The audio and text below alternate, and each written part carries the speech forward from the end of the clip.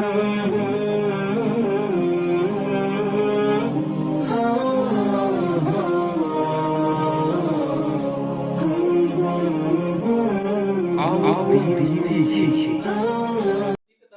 شیخ صاحب کوئی ایسا واقعہ سیدنا ابو بکر رضی اللہ تعالیٰ عنہ کی زندگی میں سے جو ہمارے لیے آج آئیڈیل کے طور پر جو آئیڈیل ہو ہمارے لیے نمونہ ہو؟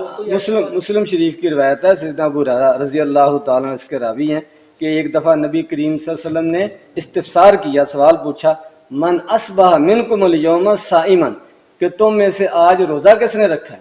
تو ابو بکر صدیق رضی اللہ تعالیٰ فرمانے لگے کہ میں نے رکھا ہے۔ آپ نے دوسرا سوال کیا کہ آج تم میں سے کسی مریض کی عادت کس نے کی ہے؟ تو ابو بکر صدیق رضی اللہ نے جواب دیا کہ میں نے کی ہے۔ پھر آپ نے تیسرا سوال کیا، آج میں تم میں سے کسی نے کسی مسکین کو کھانا کھلایا؟ تو ابو بکر صدیق رضی اللہ تعالیٰ نے جواب دیا کہ میں نے کھانا کھلایا۔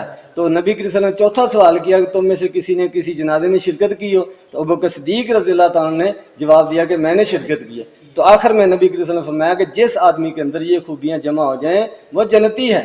تو یہ ہمارے لیے ابو بکر صدیق رضی اللہ عنہ کی زندگی کا واقعہ، ان کی سیرت ہمارے لیے نمونہ اسوہ حسنہ ہے کہ ہم بھی نیکی کے ہر کام میں زیادہ سے زیادہ آگے بڑھنے کی کوشش کریں۔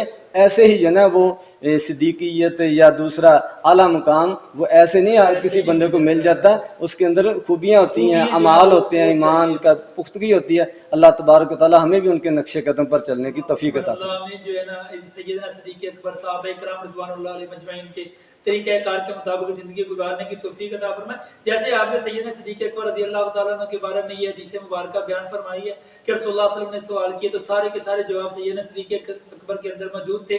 تو یہ اسی سوال میں پچھلے سوال کا بھی جواب آتا ہے کہ کیسے ممکن ہو سکتا ہے جو اتنا جو ہے نا حریص ہے اتنے اعمال میں، وہ کیسے سیدۃ النساء اہل الجنہ کا جنازہ چھوڑ سکتے ہیں؟ اللہ ان کی محبت کو ہمارے لیے جو ہے مشعل راہ بنائے۔ تو ہمیں جو ہے ان کی محبتوں سے سبق سیکھ کر ان جیسا ایمان لانے کی توفیق عطا فرمائے، اور ہدایت کا ذریعہ بھی یہی ہے کہ ہم صحابہ جیسا ایمان لے کے آئیں تو اللہ ہمیں ہدایت